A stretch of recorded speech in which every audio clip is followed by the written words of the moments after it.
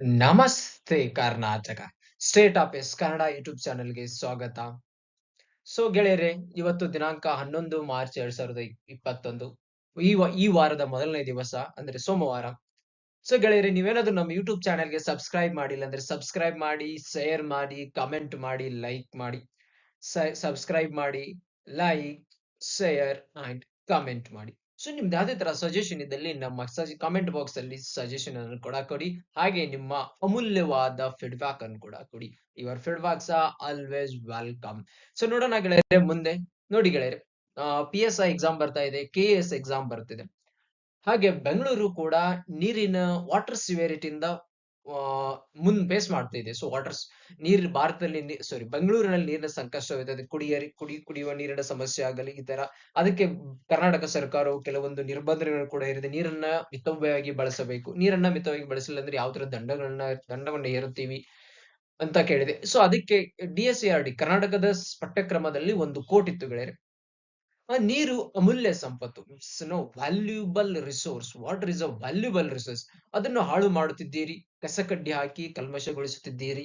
ನಮಗೆ ನೀರಿನಲ್ಲಿರಲು ಕಷ್ಟವಾಗುತ್ತಿದೆ. ಆಮೇಲೆ ಹೇಳ್ತಾ ಇದೆ ನಮಗೆ ನೀರಿನಾಗಿರ ಕಷ್ಟ ಆಗ್ತಿದೆ. ಯಾಕಂದ್ರೆ ನೀವು ಮಾಡುತ್ತಿರುವ ನೀರು ಕಸಕಡ್ಡಿ ಹಾಕಿ ನೀರನ್ನ ಕಲುಷಿತಗೊಳಿಸ್ತಿದ್ದೀರಾ.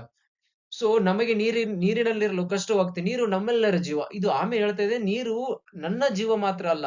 ನೀವು ಏನಾದ್ರು ನೀರನ್ನ ಕಲುಷಿತವಾಗಿ ಇಡದಿದ್ರೆ ನಮಗೆ ನಾಳೆ ನಿಮಗೂ ಕೂಡ ಸಮಸ್ಯೆ ಅದು ಒದಗಬಹುದು.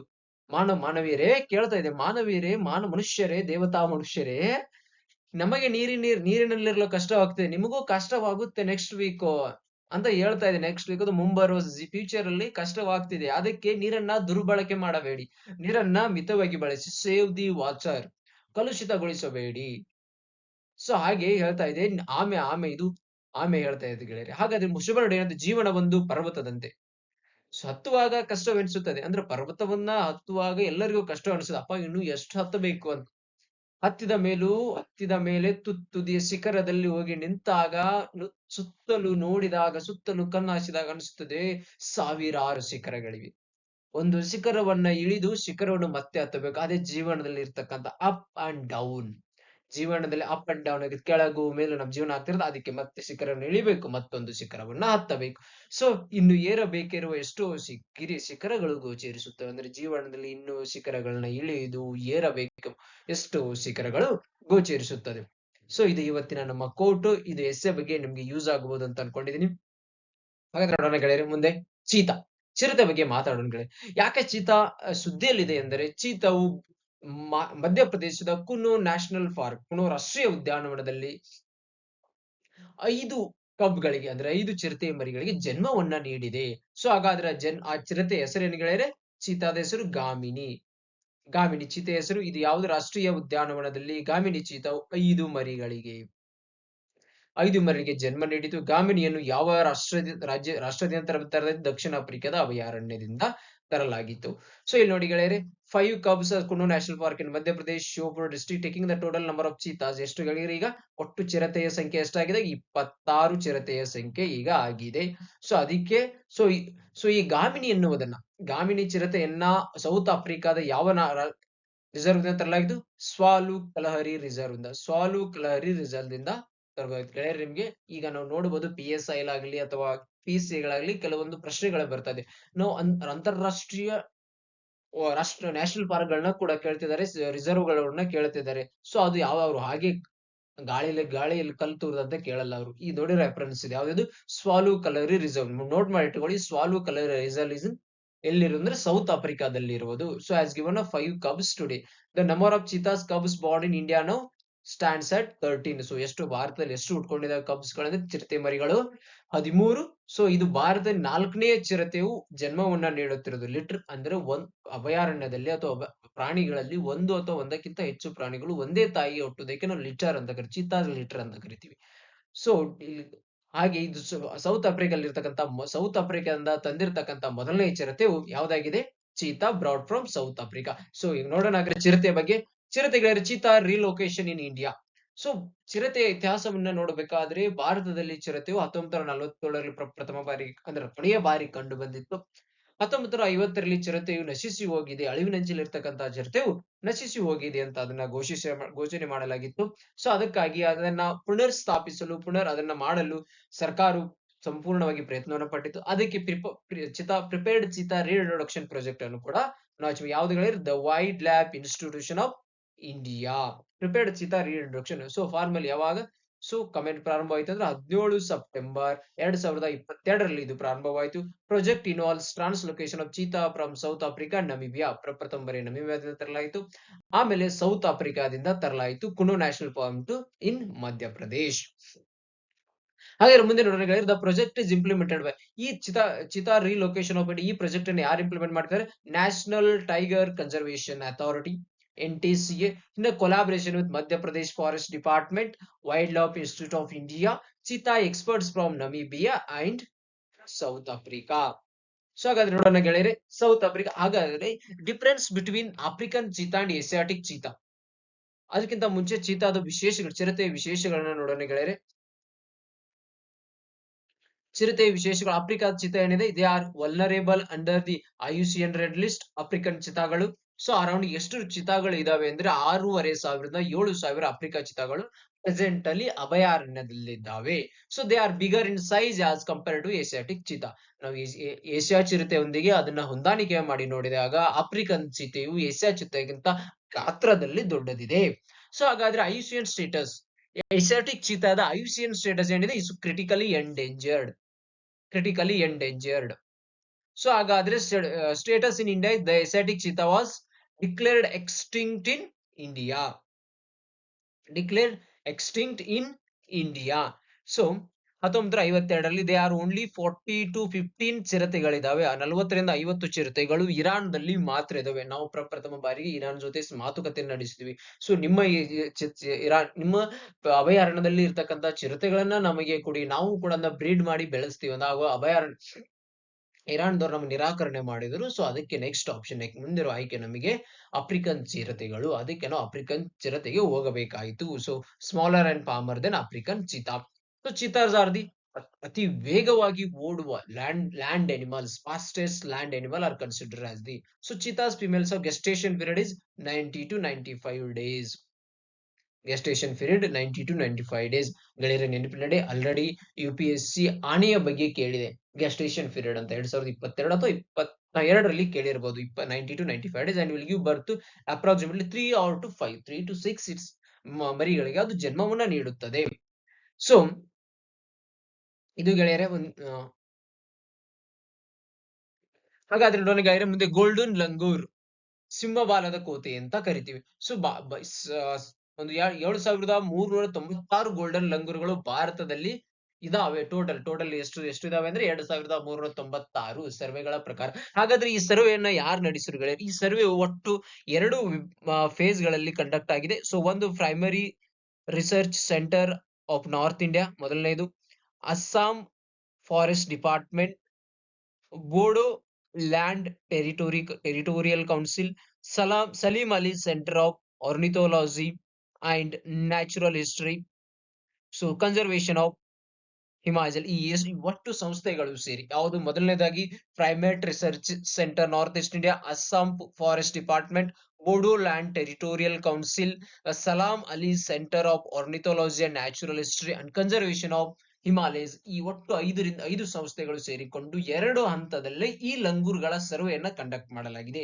ಸೊ ಈ ಲಂಗೂರ್ಗಳ ಬಗ್ಗೆ ನೋಡಬೇಕಂದ್ರೆ ಗೆಳೆಯರೆ, ಇದು ಸೊ ದ ವಿಜ್ಞಾನಿಕ ನೇಮ ಟ್ರೈಸಿಥೆಕಸ್ ಗಿ. ಸೊ ನಮ್ಮ ಪ್ರೊನೌನ್ಸಿಯೇಷನ್ ಏನಾದ್ರು ಇಂಗ್ಲಿಷ್ ಅಲ್ಲಿ ತಪ್ಪಾಗಿದ್ರೆ ಕ್ಷಮಿಸಿ. Most easily recognised by the colour of their four. ನೋಡಿ, ಕಲರ್, ಕೂದಲಿಂದ ಅವುಗಳನ್ನ ನೋಡ್ತೀವಿ. ಕಲರ್ ಮತ್ತು ಕೂದಲುಗಳಿಂದ ಅವುಗಳನ್ನ ನೋಡ್ತೀವಿ. ಆತರ ಕೂದಲುಗಳಿದಾವೆ, ಇಲ್ಲಿ ನೋಡಬಹುದು ಗೆಳೆಯರೆ. ಇದು ಗಿಡದ ಮೇಲೆ ವಾಸಿಸುವಂತ ಪ್ರಾಣಿ ಎಂದು ಕೂಡ ಅಂತ ಕರಿತೀವಿ ನಾವು. So mostly they are named. So it has been noted their ಕೂದಲು ಕೂಡ changes colours according to season. So ಚಳಿಗಾಲದಲ್ಲಿ ಒಂದು ಕಲರ್ ಇದ್ರೆ, ಬೇಸಿಗೆಗಾಲದಲ್ಲಿ ಒಂದು ಕಲರ್ ಇರುತ್ತೆ, ಬೇಸಿಗೆಗಾಲದಲ್ಲಿ ಒಂದು ಕಲರ್ ಇದ್ರೆ, ಮಳೆಗಾಲದಲ್ಲಿ ಕೂಡ ಒಂದು ಕಲರ್ ಇರುತ್ತೆ. ಅವುಗಳದ್ದು ಭೌಗೋಳಿಕ ವೈಶಿಷ್ಟ್ಯ ಮತ್ತು ಸೀಸನ್ ಗಳ ಪ್ರಕಾರ ಅವಳ ಕೂದಲುಗಳ ಕಲರ್ ಕೂಡ ಚೇಂಜ್ ಆಗ್ತಾ ಹೋಗುತ್ತೆ. The colour of the young also differs from adults in that they are almost pure white. So next ನೋಡೋಣ ಗೆಳೆಯರೆ, ಗೋಲ್ಡನ್ ಲಂಗೂರ್ಸ್ ಬಗ್ಗೆ ಜಿಯೋಗ್ರಾಫಿಕಲ್ ರೇಂಜ್ ಇದು ಇಂಪಾರ್ಟೆಂಟ್. ಇದು endemic to western Assam. Western Assam ಭಾರತದಲ್ಲಿ, ಸೌದರ್ನ್ ಭೂತಾನದಲ್ಲಿ. ಸೊ ಹಾಗಾದ್ರೆ the habitat is restricted region surrounded by, ನೋಡಿ, ಉತ್ತರಕ್ಕೆ ಫುಟಿಲ್ಸ್ ಆಫ್ ಭೂತಾನ್, ಪೂರ್ವಕ್ಕೆ ಮಾನಸ್ ನದಿ, ಪಶ್ಚಿಮಕ್ಕೆ ಸಂಕೋಶ್ ನದಿ, ಹಾಗೂ ದಕ್ಷಿಣಕ್ಕೆ ಬ್ರಹ್ಮಪುತ್ರ ನದಿ, ಇವುಗಳನ್ನ ಸೇರಿಕೊಂಡು ಇದು ಒಂದು ಅವರ ಬಾರ್ಡರ್ ಏರಿಯಾದಲ್ಲಿ ಇಲ್ಲಿ ಗೋಲ್ಡನ್ ಲಂಗೂರುಗಳು ಕಂಡು ಬರುತ್ತದೆ. ಹಾಗಾದ್ರೆ ಗಳಿರ ಲೈನ್ ಟೈಲ್ಡ್ ಮಕಾವು ಇದು ಯಾವ ಪ್ರದೇಶದಲ್ಲಿ ಕಂಡು ಬರುತ್ತೆ ಅಂತ ನೀವು ಕಮೆಂಟ್ ಸೆಕ್ಷನ್ ಅಲ್ಲಿ ಕಮೆಂಟ್ ಮಾಡಿ. ಸರಿಯಾದ ಉತ್ತರಕ್ಕೆ ನಾನು ಲೈಕ್ ಮಾಡ್ತೀನಿ. ಯಾವ ಪ್ರದೇಶದಲ್ಲಿ ಇದು endemic to which region of the country, which part of the country. So ಮುಂದೆ ನೋಡೋಣ ಗೆಳೆಯರೆ, golden langur production status, IUCN ಬಂದ್ಬಿಟ್ಟು ಎಂಡೇಂಜರ್ಡ್, ಸೈಟ್ಸ್ ಬಂದ್ಬಿಟ್ಟು appendix 1, wild life protection act 1972 ಬಂದ್ಬಿಟ್ಟು ಶೆಡ್ಯೂಲ್ಡ್ 1. ಸೊ ಈ ಎಂಡೇಂಜರ್ಡ್ ಇದು ಆಯುಷ್ಯನ್ ಸ್ಟೇಟಸ್, ಇದರ ಸೈಟ್ ಸ್ಟೇಟಸ್ ಬಂದ್ಬಿಟ್ಟು appendix 1, wild life protection act 1972 ಬಂದ್ಬಿಟ್ಟು ಶೆಡ್ಯೂಲ್ಡ್ 1. ಹಾಗಾದ್ರೆ ಮುಂದೆ ನೋಡೋಣ ಗೆಳೆಯರೆ, ಸೆಂಟ್ರಲ್ ಇಂಡಸ್ಟ್ರಿಯಲ್ ಸೆಕ್ಯೂರಿಟಿ ಫೋರ್ಸ್. ಯಾಕೆ ಇದು ಸದ್ಯದ ನ್ಯೂಸ್ ಅಲ್ಲಿ ಇದೆ ಅಂದ್ರೆ ಇಲ್ಲಿ ನೋಡಬಹುದು ನೀವು, is celebrating its 55th rising day. 55th rising day ಅಂದ್ರೆ ಸ್ಥಾಪನಾ ದಿವಸವನ್ನ, 55ನೇ ಸ್ಥಾಪನಾ ದಿವಸವನ್ನ ಕೇಂದ್ರ ಕೈಗಾರಿಕಾ ಭದ್ರತಾ ಪಡೆಯು ಆಚರಣೆ ಮಾಡ್ತಾ ಇದೆ. ಅದಕ್ಕೆ ಇದು ನ್ಯೂಸ್ ಅಲ್ಲಿ ಇದೆ ಗೆಳೆಯರೆ. ಸೊ ಇದು ಯಾಕೆ ನ್ಯೂಸ್ ಅಲ್ಲಿ ಇದೆ ಅಂದ್ರೆ ಗೊತ್ತಾಯ್ತು ನಿಮ್ಗೆ. ಈಗ ನೋಡಿ, armed forces of the union, ಇದು ಒಂದು ಆರ್ಮ್ಡ್ ಫೋರ್ಸ್ ಆಗಿದೆ. Central industrial security force act 1969ರಲ್ಲಿ ಇದರ ಸ್ಥಾಪನೆ ಮಾಡಲಾಯಿತು. ಕಾನೂನಿನ ಪ್ರಕಾರ ಇದನ್ನ ಸ್ಥಾಪನೆ ಮಾಡಲಾಯಿತು. ಸಾರಿ. ಸೊ ಯಾವಾಗ ಇದು CSIF ಸ್ಥಾಪನೆ ಮಾರ್ಚ್ 10, 1969ರಲ್ಲಿ. ಇದು ಯಾವ ಸಚಿವಾಲಯದ ಅಡಿಯಲ್ಲಿ ಬರುತ್ತದೆ ಅಂದ್ರೆ ಮಿನಿಸ್ಟ್ರಿ ಆಫ್ ಹೋಮ್ ಅಫೇರ್ಸ್, ಗೃಹ ಮಂತ್ರಿ ಸಚಿವಾಲಯದ ಅಡಿಯಲ್ಲಿ ಬರುತ್ತದೆ. ಇದರ ಮುಖ್ಯ ಕಚೇರಿ ನ್ಯೂ ಡೆಲ್ಲಿ. ಇದರ ಮೋಟೋ ಬಂದ್ಬಿಟ್ಟು ಸಂರಕ್ಷಣೆ ಮತ್ತು ಸುರಕ್ಷತೆ, that is protection and security. Protection and security. ಇದರ ಡಿಜಿ ಬಂದ್ಬಿಟ್ಟು miss Nina Singh IPS has been appointed as the ADG CSIF, minister of home affairs, government of India. So ಇವರು CSIF ಅಲ್ಲಿ ಅಪಾಯಿಂಟ್ಮೆಂಟ್ ಆಗಿರ್ತಕ್ಕಂಥ ಭಾರತದ ಪ್ರಥಮ ಮಹಿಳೆ. CSIF ಹೆಡ್ ಆಗಿ ಅಪಾಯಿಂಟ್ಮೆಂಟ್ ಆಗಿರ್ತಕ್ಕಂಥ ಭಾರತದ ಪ್ರಥಮ ಮಹಿಳೆ. ಹಾಗಾದ್ರೆ CSI ಬಗ್ಗೆ, CSIF ಯಾವ ತರ ಸರ್ವಿಸ್ ಗಳನ್ನ ಕೊಡುತ್ತದೆ ನೋಡಿದ್ರೆ, CSIF is providing security strategic establishment department, space ಅಲ್ಲಿ ಸೆಕ್ಯೂರಿಟಿಯನ್ನು ಕೊಡುತ್ತೆ.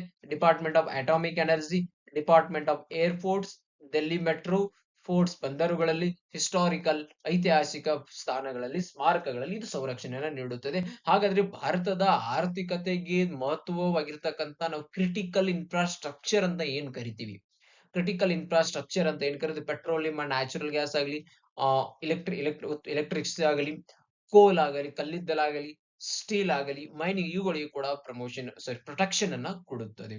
ಸೊ ಹಾಗಾದ್ರೆ CSIF ಪ್ರೈವೇಟ್, ಗವರ್ನಮೆಂಟ್ ಬಿಟ್ರೆ ಪ್ರೈವೇಟ್ಗೂ ಕೊಡುತ್ತೆ ಅನ್ಕೊಂಡ್ರಿ. ಎಸ್, ಸರ್ಕಾರಕ್ಕೂ ಕೊಡುತ್ತೆ, ಖಾಸಗಿದವರಿಗೆ ನೀವೇನಾದ್ರು ಕೇಳಿದ್ರೆ ಅವ್ರಿಗೂ ಕೊಡುತ್ತೆ. CSIF is providing some private sector, some private, ಈಗ ಇನ್ಫೋಸಿಸ್ಗೂ ಕೂಡ ಕೊಡ್ತಾ ಇದೆ, ರಿಲಯನ್ಸ್ಗೂ ಕೂಡ ಅದು ಪ್ರಾವಿಡೆಂಟ್ ಅನ್ನ ಕೊಡ್ತಾ ಇದೆ. So presently CSIF is also providing security to the protected person classified as Z+. ಯಾರು Z+ ಸೆಕ್ಯೂರಿಟಿನ ಹೊಂದಿರ್ತಾರೆ ಅವರಿಗೆ ಕೂಡ CSIF ಸಂರಕ್ಷಣೆಯನ್ನ ಕೊಡ್ತಾ ಇದೆ. Z ದವರಿಗೆ ಕೊಡ್ತಾ ಇದೆ, X ಅವರಿಗೆ ಕೊಡ್ತಾ ಇದೆ, ಹಾಗೆ Y, Z+, Z, X, Y ಈ ಸಂರಕ್ಷಿತ ವ್ಯಕ್ತಿಗಳಿಗೆ, ಈ ಒಂದು ಸಂರಕ್ಷಣೆ ಅಡಿಯಲ್ಲಿ ಏನಿದಾರಲ್ಲ ಅವರಿಗೆ ಇದು CSIF ಕೂಡ ಪ್ರೊಟೆಕ್ಷನ್ ಕೊಡುತ್ತದೆ. CSIF is the only force, CSIF is the only ಪಡೆ ಇದೆ, ಇದು customised and dedicated fire wing, ಅಗ್ನಿಶಾಮಕ ದಳವನ್ನ ಹೊಂದಿದೆ. So CSIF is a compensatory cost force also. So this is about CSIF. ಹಾಗಾದ್ರೆ CSIF ರೈಸಿಂಗ್ ಡೇ ಬಗ್ಗೆ ಮಾತಾಡಿದ್ರೆ, ಇದು 55ನೇ ರೈಸಿಂಗ್ ಡೇ ನ ಆಚರಣೆ ಮಾಡಿಕೊಳ್ಳುತ್ತದೆ. ಪ್ರತಿ ವರ್ಷ ಮಾರ್ಚ್ 10ನೇ ತಾರೀಕು ಇದು ಸ್ಥಾಪನಾ ದಿನಾಚರಣೆನ ಆಚರಣೆ ಮಾಡಿಕೊಳ್ಳುತ್ತೆ. ಇದು ಪಾರ್ಲಿಮೆಂಟರಿ ಸೆಕ್ಯೂರಿಟಿ ಫೋರ್ಸ್. ಈ ವರ್ಷ CSIF ರೈಸಿಂಗ್ ಡೇ ನ ಎಲ್ಲಿ ಕಂಡಕ್ಟ್ ಮಾಡ್ತಾ ಇದೆ ಹೇಳಂದ್ರೆ ಮಧ್ಯಪ್ರದೇಶದ Bhilai. Bhilai is known for it's steel production. ಇದು CSIF ರೈಸಿಂಗ್ ಡೇ ಬಗ್ಗೆ ನಮ್ದು ಗೊತ್ತಾಯ್ತು ಗೆಳೆಯರೆ. ಸೊ ಹಾಗಾದ್ರೆ ಮಿಸ್ ವರ್ಲ್ಡ್ 2023 ಗೆಳೆಯರು ನೋಡ್ರಿ, ಉದಯವಾಣಿ ಅವರು ಒಂದು ಫೋಟೋನ ಡೇ ಮಾಡಿದ್ದಾರೆ ಇಲ್ಲಿ ಮುಂಬೈ. ಸೊ ಜೆಕ್ ಗಣರಾಜ್ಯ ದ ಕ್ರಿಸ್ಟಿಯಾನಾ ಪ್ರಿಜ್ಕೋವಾ ಅವರು 71ನೇ ವಿಶ್ವ ಸುಂದರಿ ಪಟ್ಟವನ್ನು ಅಲಂಕರಿಸಿದ ಕ್ಷಣ ಸ್ಪರ್ಧೆಯಲ್ಲಿ ಭಾರತದಿಂದ ಭಾಗವಹಿಸಿದ ಸಿನಿ ಸೆಟ್ಟಿ ಟಾಪ್ 8 ಸ್ಥಾನದಲ್ಲಿ ಪಡೆದಿದ್ದರು. ನೋಡಿ, ಮಿಸ್ ವರ್ಲ್ಡ್ 2023 ಎಲ್ಲಿ ಆಯೋಜನೆ ಮಾಡಲಾಗಿತ್ತು? ಭಾರತದಲ್ಲಿ. ಸೊ ಇದು ಭಾರತದಲ್ಲಿ 2ನೇ ಬಾರಿಗೆ ಆಯೋಜನೆ ಮಾಡಲಾಗಿತ್ತು. ಪ್ರಥಮ ಬಾರಿಗೆ 1996ರಲ್ಲಿ ಹಾಗೂ 2023 ಮೂರು ಮಿಸ್ ವರ್ಲ್ಡ್ 2023 ಆಯೋಜನೆ ಮಾಡಲಾಗಿತ್ತು. ಎಲ್ಲಿ ಇದನ್ನ ಕಂಡಕ್ಟ್ ಮಾಡಲಾಗಿತ್ತು ಅಂದ್ರೆ Jio world convention centre Mumbai. ಕೆಲವೊಂದು ಪ್ರಶ್ನೆಗಳು ಬರ್ಬೋದು. ಮಿಸ್ ವರ್ಲ್ಡ್ 2023 ಯಾವ ರಾಜ್ಯದಲ್ಲಿ ನಡೆಸಿಕೊಡಲಾಗಿತ್ತು ಅಂದ್ರೆ ಮಹಾರಾಷ್ಟ್ರ, ಕರ್ನಾಟಕ, ತೆಲಂಗಾಣ, ತಮಿಳುನಾಡು. ಸರಿಯಾದ ಉತ್ತರ ಮಹಾರಾಷ್ಟ್ರ. ಸೊ ಇದು ಎಷ್ಟನೆಯ ಆವೃತ್ತಿಯನ್ನ 71ನೇ ಆವೃತ್ತಿಯನ್ನ. ಸೊ ವಿನರ್ ಯಾರು? ಇವರೇ ಕ್ರಿಸ್ಟಿನಾ ಕ್ರಿಸ್ಟಿನಾ ಕ್ರಿಸ್ಟಿನಾ ಪ್ರಿಸ್ಕೋವಾ. ಸೊ ಹಾಗಾದ್ರೆ ಭಾರತದಿಂದ ಯಾರು ಭಾಗವಹಿಸಿದ್ದರು? ಸೀನಿ ಶೆಟ್ಟಿ. ಇವರು ಕರ್ನಾಟಕದ ಮೂಲತಃ ಇವರು ಕರ್ನಾಟಕದವರು. ಇವರು ಎಂಟನೇ ವರ್ಲ್ಡ್ ಅಂದ್ರೆ ಟೋಟಲ್ 8 ಸ್ಥಾನದಲ್ಲಿ ಎಂಟರಲ್ಲಿ ಸ್ಥಾನವನ್ನ ಪಡೆದಿದ್ದರು. ಸೊ ಮಿಸ್ ವರ್ಲ್ಡ್ 2023ಯ ಒಂದು ಇತಿಹಾಸವನ್ನ ನೋಡಬೇಕಂದ್ರೆ ಪ್ರಪ್ರಥಮ ಬಾರಿಗೆ 1951ರಲ್ಲಿ ಇದನ್ನ ಲಂಡನ್ ನಲ್ಲಿ ಹಿಡಿಯಲಾಗಿತ್ತು. ಸಾರಿ, 1951ರಲ್ಲಿ ಲಂಡನ್ ನಲ್ಲಿ ಇದರ ಆಚರಣೆ ಇದನ್ನ ಒಂದು ನಡೆಸಿಕೊಡಲಾಗಿತ್ತು. ಹಾಗಾದ್ರೆ 1951ರ ವಿನರ್ ಯಾರು? ಕಿಕಿ ಹ್ಯಾಕೊನ್ಸೂನ್. ಕಿಕಿ ಹ್ಯಾಕೊನ್ಸೂನ್ ಇವರು 1951ರ ವಿನ್ನರ್. ಇವರು ಯಾವ ರಾಷ್ಟ್ರದವರು? ಸ್ವೀಡನ್ ರಾಷ್ಟ್ರದವರು. ಹಾಗಾದ್ರೆ ಮುಂದೆ ನೋಡಿದ್ರೆ ಭಾರತದ ಮಿಸ್ ವರ್ಲ್ಡ್ಸ್ ಗಳು ಯಾರ್ಯಾರು? 1966ರಲ್ಲಿ ರೀತಾ ಪರಿಯಾ, 1994ರಲ್ಲಿ ಐಶ್ವರ್ಯ ರಾಯ್, 1997ರಲ್ಲಿ ಡಯಾನಾ ಹೆಡನ್, 1999ರಲ್ಲಿ ಯುಕ್ತಾ ಮುಖಿ, 2000ರಲ್ಲಿ ಪ್ರಿಯಾಂಕಾ ಚೋಪ್ರಾ ಹಾಗೂ 2017ರಲ್ಲಿ ಮಾನುಷಿ ಚಿಲ್ಲರ್. ಪ್ರಶ್ನೆ ಏನಾದ್ರು ಬಂತಾರೆ, ಕೊನೆಯ ಬಾರಿ ಭಾರತದಿಗೆ ಯಾರು ಮಿಸ್ ವರ್ಲ್ಡ್ ಮಿಸ್ ವರ್ಲ್ಡ್ ತಂದು ಕೊಟ್ಟಿದ್ರು, ಕಿರೀಟವನ್ನ ತಂದು ಕೊಟ್ಟಿದ್ರು ಅಂತ ಕೇಳಿದ್ರೆ ಅವ್ರಿಗೆ ಮಾನುಷಿ ಚಿಲ್ಲರ್. ಮೊದಲು ಸೀರಿಯಲ್ ಆಗಿ ಹೇಳ್ತೀನಿ. ರೀಟಾ ಪರಿಯಾ, ಐಶ್ವರ್ಯ ರಾಯ್, ಡಿಯಾನಾ ಹೆಡನ್, ಯುಕ್ತಾ ಮುಖಿ, ಪ್ರಿಯಾಂಕಾ ಚೋಪ್ರಾ ಮತ್ತು ಮಾನುಷಿ ಚಿಲ್ಲರ್. ಇವರು ಭಾರತದ ಮಿಸ್ ವರ್ಲ್ಡ್ ಆಗಿದ್ದಾರೆ. ಹಾಗಾದ್ರೆ ಮಿಸ್ ವರ್ಲ್ಡ್ 2021 ಯಾರಾಗಿದ್ರು? Karolina Bielawska. ಮಿಸ್ ಯೂನಿವರ್ಸ್ 2023ರಲ್ಲಿ ಸೈನಿಸ್ ಪ್ಯಾಲೋಕ್ಯೂಸ್. ಇವರು ನಿಕಾರ್ಗುವಾ ರಾಷ್ಟ್ರದವರು. ಹಾಗಾದ್ರೆ ಭಾರತದ ಮಿಸ್ ಯೂನಿವರ್ಸ್ ಯಾರು?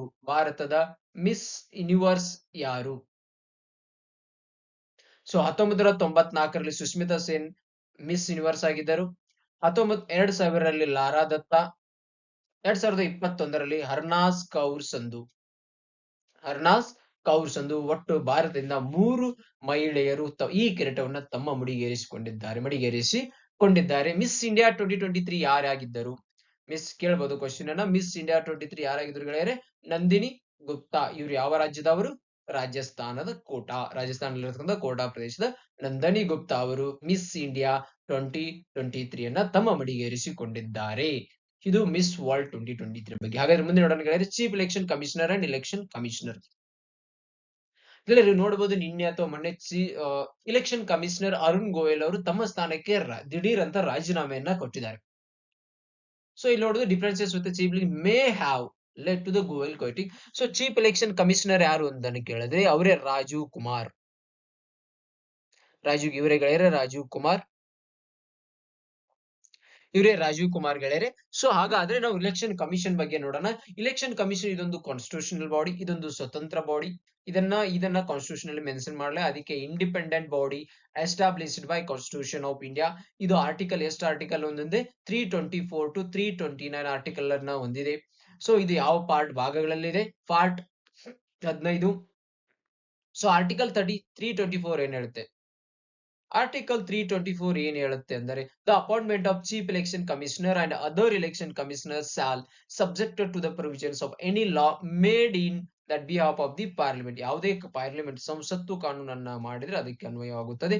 B made by the president. So election commissioner shall consist of, ಸದ್ಯದಲ್ಲಿ chief election commissioner and such a number of other election commissioner if any president may from time to time fix. So ರಾಷ್ಟ್ರಾಧ್ಯಕ್ಷರು ಅವರಿಗೆ ಅನ್ನಿಸ್ತು 3 ಜನ appoint ಮಾಡಬಹುದು, 2 ಜನನು appointment ಮಾಡೋದು. Chief election commissioner plus ಈಗ ಸದ್ಯದಲ್ಲಿ ಇಬ್ಬರಿದ್ದಾರೆ. ಬಟ್ ಈ ಸದ್ಯದಲ್ಲಿ ಇಬ್ಬರಿದ್ರು, ಒಬ್ರು ರಿಟೈರ್ಮೆಂಟ್ ಆದ್ರು, ಈಗ ಇವರು ರಿಸಿಗ್ನೇಷನ್ ಕೊಟ್ಟಿದ್ದಾರೆ. ಹಾಗಾದ್ರೆ ಸದ್ಯದಲ್ಲಿ ಯಾರು ಇಲೆಕ್ಷನ್ ಕಮಿಷನರ್ ಇಲ್ಲ. ಬಟ್ ಕೇಂದ್ರ ಸರ್ಕಾರವು ಹೇಳಿದೆ ಮಾರ್ಚ್ 15ರೊಳಗಾಗಿ ನಾವು ಇಲೆಕ್ಷನ್ ಕಮಿಷನರ್ ಗಳನ್ನ ಅಪಾಯಿಂಟ್ಮೆಂಟ್ ಮಾಡ್ತೀವಿ. So next time election commissioner appointment ಆದಾಗ ನಾವು ಪೂರ್ಣ ಇಲೆಕ್ಷನ್ ಕಮಿಷನ್ ಬಗ್ಗೆ ಮಾತಾಡೋಣ. ಆರ್ಟಿಕಲ್ 324 ಇಂದ 329 ವರೆಗೂ ಡಿಟೇಲ್ ಆಗಿ ಮಾಡ್ಕೊಂಡು ಈಗ ಜಸ್ಟ್ ಇಲೆಕ್ಷನ್ ಕಮಿಷನರ್ ಬಗ್ಗೆ ಮತ್ತು ಚೀಫ್ ಎಲೆಕ್ಷನ್ ಕಮಿಷನರ್ ಬಗ್ಗೆ ಮಾತಾಡೋಣ. ಸೊ ಇವರ ಅಪಾಯಿಂಟ್ಮೆಂಟ್ ಅನ್ನು ಯಾರು ಹೇಳಿದ್ರೆ ಲಾ ಮಿನಿಸ್ಟರ್ ಸಜೆಸ್ಟ್ ಮಾಡಿ. ಅಂದ್ರೆ ಯಾರು ಇನ್ಸ್ಪೈರಿಂಗ್ ಕ್ಯಾಂಡಿಡೇಟ್, ಯಾರು ಒಂದು ಡಿಸರ್ವ್ಡ್ ಕ್ಯಾಂಡಿಡೇಟ್ ಇದ್ದಾರೆ, ಇವ್ರು ಲಾ ಮಿನಿಸ್ಟರ್ ಐಡೆಂಟಿಫೈ ಮಾಡ್ತಾನೆ. ಐಡೆಂಟಿಫಿಕೇಶನ್ ಮಾಡಿದ ಕ್ಯಾಂಡಿಡೇಟ್ ಗಳನ್ನ ಪ್ರೈಮ್ ಮಿನಿಸ್ಟರ್ ಅವರಿಗೆ ಸಜೆಷನ್ ಕೊಡ್ತಾರೆ. ಸೊ ಪ್ರೈಮ್ ಮಿನಿಸ್ಟರ್ ಇವರ ಹೆಸರನ್ನ ಕನ್ಸಿಡರ್ ಮಾಡಿ ಇವರು ಪ್ರೆಸಿಡೆಂಟ್ಸ್ ಗೆ ಹಚ್ಕೊಡ್ತಾರೆ.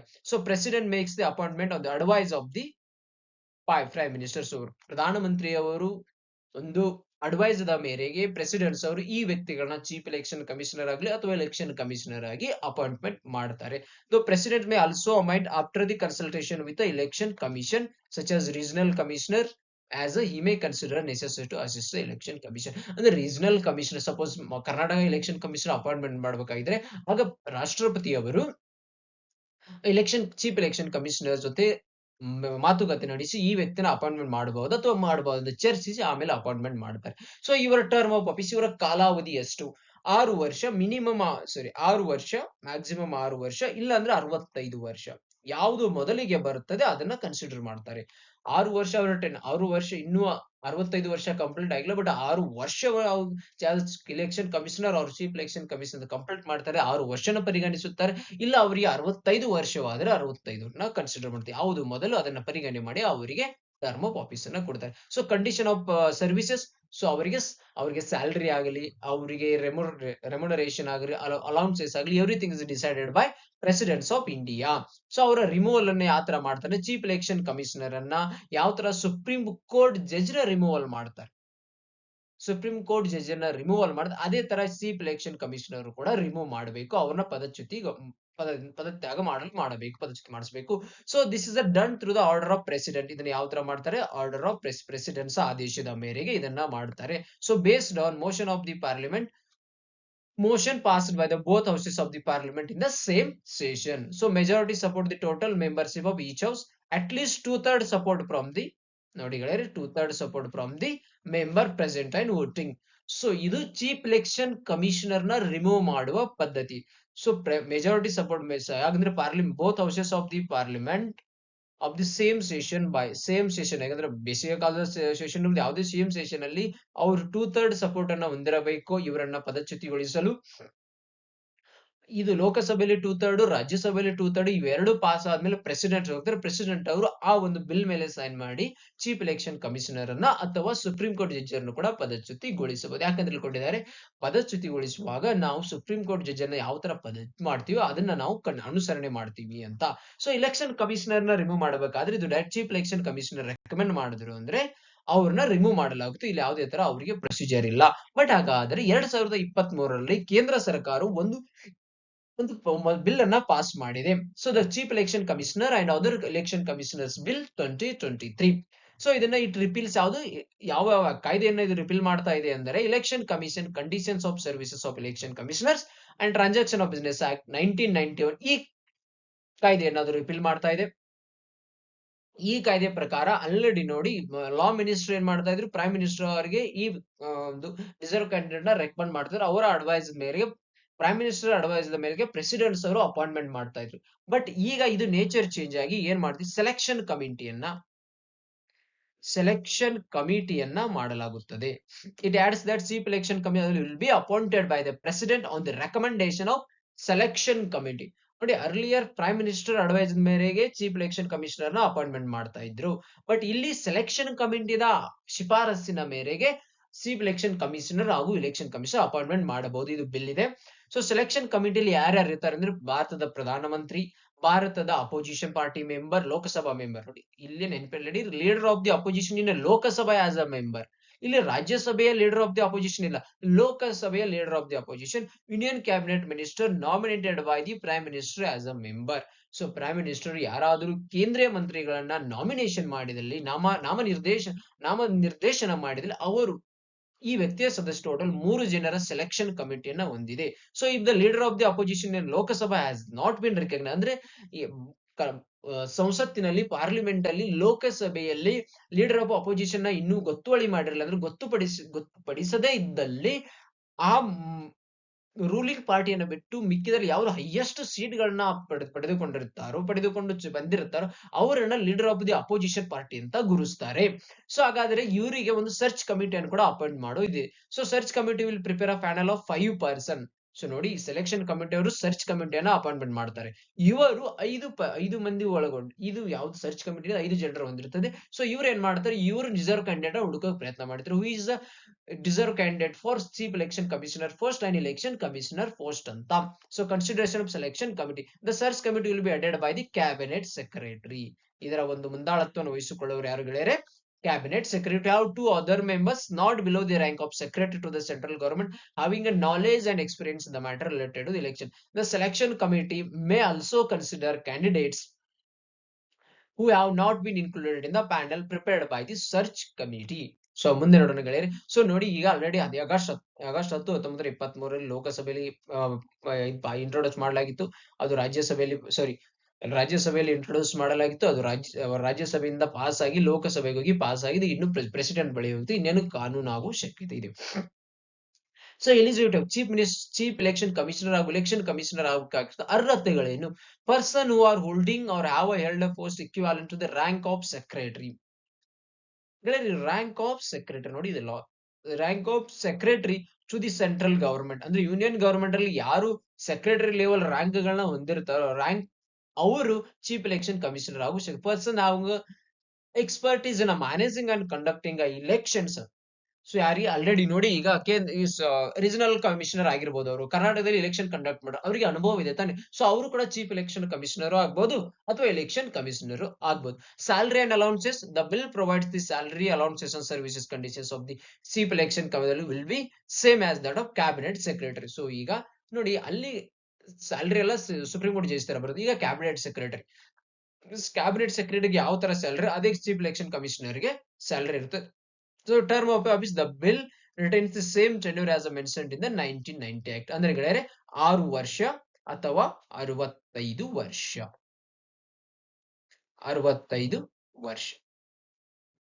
65 ವರ್ಷ will not be, ಆಮೇಲೆ ಇದು will not be eligible for, ಇದು ನೆನಪಿನಲ್ಲಿ ಇಟ್ಕೊಳ್ಳಿ, will not be eligible for reappointment, will not be eligible for reappointment.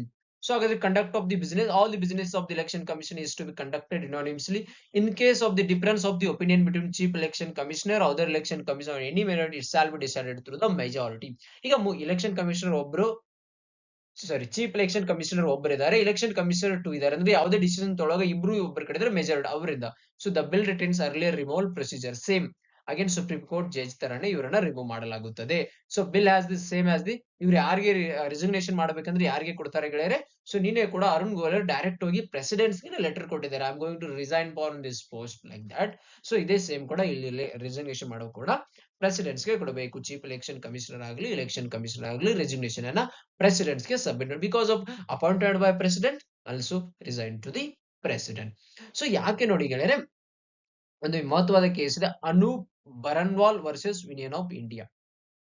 The Supreme Court ruled that the appointment of the Chief Election Commission election by the President will be based on the advice of the 3-member high-level committee. 3-member high-level committee, but Supreme Court, Chief Justice of India or Supreme Court, their Prime Minister, leader of the opposition, Chief Election Commissioner, but here selection committee ಅಲ್ಲಿ Prime Minister of India, leader of the opposition party, and nominated by the cabinet minister nominated by the head. ಇಲ್ಲಿ chief minister of justice ಅವರು ಸಂಪೂರ್ಣವಾಗಿ ಯಾವುದೇ ತರ ದೂರ ಇಟ್ಟಿದ್ದಾರೆ ಅವರನ್ನ. So ಹಾಗೆ ಹೇಳಿದ್ರೆ ಇವತ್ತು ಆರ್ಟಿಕಲ್ ಅಲ್ಲಿ ಹೇಳಿದೆ, ಚೀಫ್ ಎಲೆಕ್ಷನ್ ಕಮಿಷನರ್ ಅವರು ಒಬ್ಬರು ಇರಬಾರ್ದು, ಇಬ್ರು ಇರಬೇಕು ಅಂತ ಸುಪ್ರೀಂ ಕೋರ್ಟ್ ಅವರು ಹೇಳಿದ್ದಾರೆ. ಸೊ ಇದ್ರ ಬಗ್ಗೆ ನೀವೇನಂತೀರ ಅಂದ್ರೆ ಕಮೆಂಟ್ ಸೆಕ್ಷನ್ ಅಲ್ಲಿ ಎಸ್ ನಿಮಗೆ ಇಬ್ರು ಬೇಕು ಅಂದ್ರೆ ಚೀಫ್ ಎಲೆಕ್ಷನ್ ಕಮಿಷನರ್ ಇಬ್ರು ಇರಬೇಕಾ ಅಥವಾ ಒಬ್ಬರೇ ಇರಬೇಕಾ ಅನ್ನೋದನ್ನ ಕಮೆಂಟ್ ಸೆಕ್ಷನ್ ಅಲ್ಲಿ ಮಾಡಿ. ಸೊ ಹಾಗಾದ್ರೆ ಮುಂದೆ ನೋಡೋಣ ಆಪರೇಷನ್ಸ್. ಸೊ ನೋಡಿ, ಇವತ್ತಿನ ಪೇಪರ್ ಅಲ್ಲಿ operations Vande Bharat, operations Rahat, operation Ganga, operation Kaveri ಅಂತ 4 ಆಪರೇಷನ್ ಗಳ ಕೊಟ್ಟಿರೋದು ಗೆಳೆಯರು ನೆನಪಿನಲ್ಲಿ ಇದು ಹೊಂದಿಸಿ ಬರೆಯಿರಿ ಅಂತ ಬರಬಹುದು.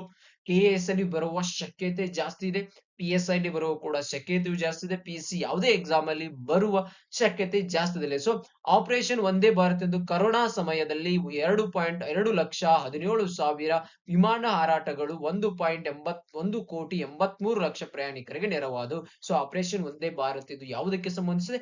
ಇದು ಕರೋನಾ ಸಮಯದಲ್ಲಿ 1,83,00,000 ಪ್ರಯಾಣಿಕರನ್ನು 2,17,000 ವಿಮಾನಗಳ ಮೂಲಕ ಭಾರತಕ್ಕೆ ಅವರನ್ನ ತರುವುದರಲ್ಲಿ ಮಹತ್ವವಾದ ಪಾತ್ರವನ್ನ ವಹಿಸಿದೆ. ಒಂದೇ ಭಾರತ್.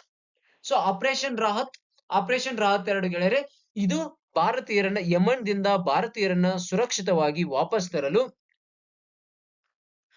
ತರಲು ಮಾಡಿದೆ. So operation Ganga Russia Ukraine ಸಂದರ್ಭದಲ್ಲಿ 18,572 ಭಾರತೀಯರನ್ನ ಸುರಕ್ಷಿತವಾಗಿ ತವರಿಗೆ ಕರೆಲಾಯಿತು.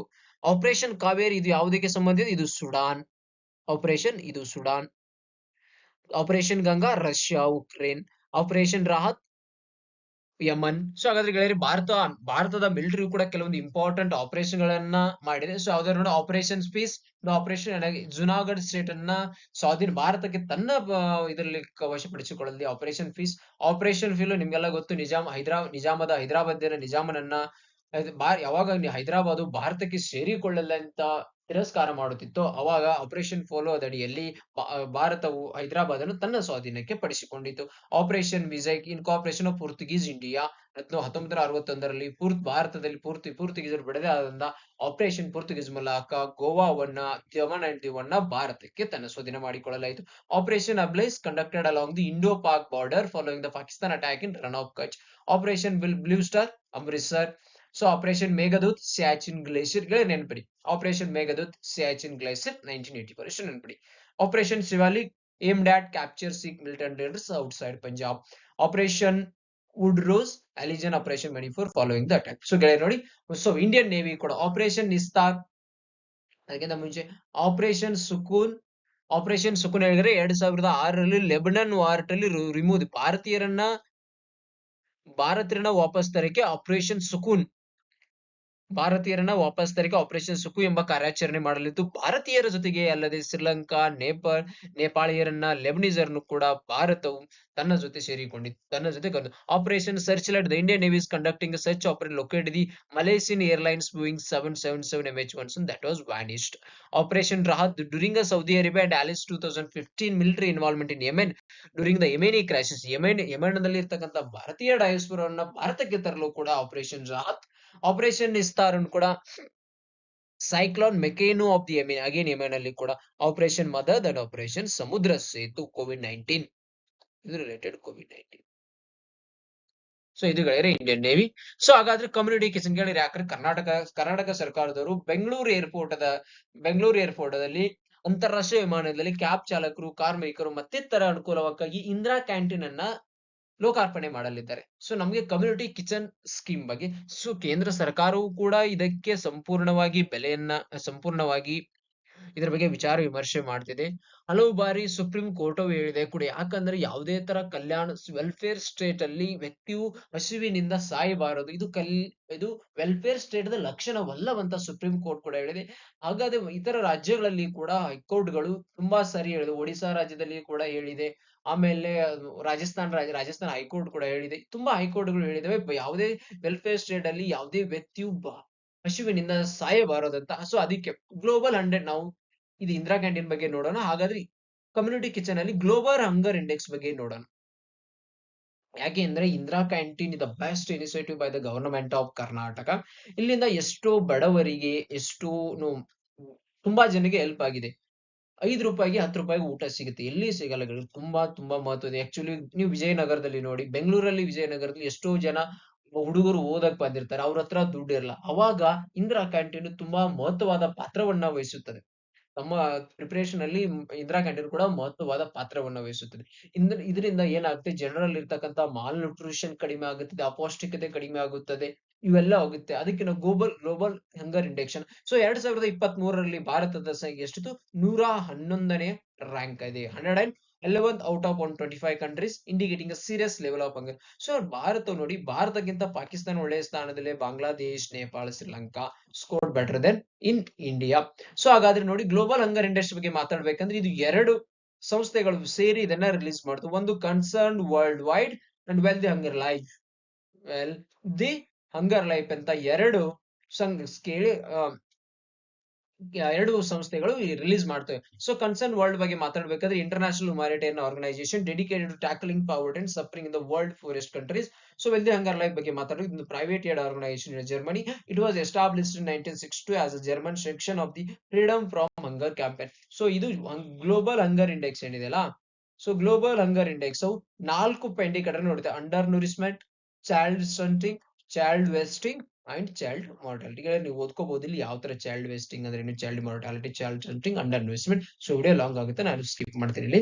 ಸೊ ಕಮ್ಯುನಿಟಿ ಕಿಚನ್ಗಳು ನೋಡಕ್ಕೆ ತಮಿಳುನಾಡಲ್ಲಿ ಅಮ್ಮ ಉಣಾವಗಂ, ರಾಜಸ್ಥಾನದಲ್ಲಿ ಅನ್ನಪೂರ್ಣ ರಸೋಯಿ, ಕರ್ನಾಟಕದಲ್ಲಿ ಇಂದಿರಾ ಕ್ಯಾಂಟೀನ್, ಡೆಲ್ಲಿಯಲ್ಲಿ ಆಮ್ ಆದ್ಮಿ ಕ್ಯಾಂಟೀನ್, ಆಂಧ್ರ ಪ್ರದೇಶದಲ್ಲಿ ಅಣ್ಣಾ ಕ್ಯಾಂಟೀನ್, ಜಾರ್ಖಂಡದಲ್ಲಿ ಮುಖ್ಯಮಂತ್ರಿ ದಳ್ಬಟ್ ಹಾಗೂ ಒಡಿಶಾದಲ್ಲಿ ಆಹಾರ ಸೆಂಟರ್ ಹಾಗೂ ಮಹಾರಾಷ್ಟ್ರದಲ್ಲಿ ಶಿವಾಜಿ ಕ್ಯಾಂಟೀನ್ ಅಂತ ಮಾಡ್ತೀವಿ. ಇನ್ನು ಬೇರೆ ಬೇರೆ ರಾಜ್ಯಗಳಲ್ಲಿ ಕಮ್ಯುನಿಟಿ ಕ್ಯಾಂಟೀನ್ ಇದೊಂದು ಕೂಡ ನೀವು ಇದನ್ನ ನೀವು PSI ಅಲ್ಲಿ ಕೂಡ ಯೂಸ್ ಮಾಡಬಹುದು. ಹಂಗರ್ ಇಂಡೆಕ್ಸ್ ಅಲ್ಲಿ ಈ ತರ ಕಮ್ಯುನಿಟಿ ಕಿಚನ್ ಗಳ ಮಾಡೋದ್ರಿಂದ ಯಾವ ತರ ನೀವು ಅಂದ್ರೆ ಹಂಗರ್ ಅನ್ನ ಸಸ್ಟೈನಬಲ್ ಡೆವಲಪ್ಮೆಂಟ್ ಗೋಲ್ ಅಲ್ಲಿ ಒಂದು ಪಾಯಿಂಟ್ ಇದೆಲ್ಲ, ಜೀರೋ ಹಂಗರ್ ಅಂತ, ಅದಕ್ಕೆ ತುಂಬಾ ಮಹತ್ವದ ಪಾತ್ರವನ್ನ ವಹಿಸಿದೆ. ಕಮ್ಯುನಿಟಿ ಕಿಚನ್ ಗಳನ್ನ ಮಾಡೋದ್ರಿಂದ ಭಾರತದಲ್ಲಿ ಯಾರು ಕೂಡ ಹಸಿವಿನಿಂದ ಸಾಯಬಾರದು ಎಂದು ಸುನಿಶ್ಚಿತಗೊಳಿಸಲು ಕಮ್ಯುನಿಟಿ ಕಿಚನ್ ಗಳು ಮಹತ್ವವಾದ ಮತ್ತು ಮುಖ್ಯವಾದ ಪಾತ್ರವನ್ನ ವಹಿಸುತ್ತವೆ. ಅದು ನೀವು ಎಕ್ಸಾಮ್ ಅಲ್ಲಿ ಕೂಡ ಬರೆದಿದ್ರಿಂದ ನೀವು ಎಕ್ಸಾಂಪಲ್ ಏನಾದ್ರೂ ಕೊಟ್ರೆ ನಿಮಗೆ ವ್ಯಾಲ್ಯೂ ಆಡೆಡ್ ಆಗುತ್ತದೆ.